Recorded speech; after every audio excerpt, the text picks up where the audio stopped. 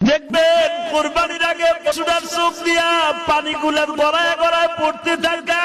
ও কি বলে জানেন? ইমাম থানভী আজকে তাফসিরে আমি দেখলাম, ইমাম থানভী বলে গড়ায় গড়ায় পানি ছেড়ে দিয়া বলে, মালিক আমার মতো সৌভাগ্যবান আর কে আছে? তুমি আমার একটা ভালো লোকের বাড়িতে খরিদ করলা। দেখবেন যে এই পশুগুলো কাঁদে, ওই মালিকের টাকার মধ্যে কোনো ভেজাল নাই। ও মালিকের বারিন্দায় বসে বসে কাঁদে আর বলে, মালিক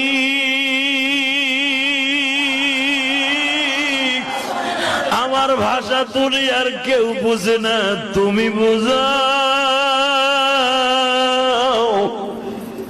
দেখবা কোরবানির একদিন আগে ওর মুখে কোনো খাবার দেয় না, যত দামি দামি খাবার দাও না কিন্তু খায় না।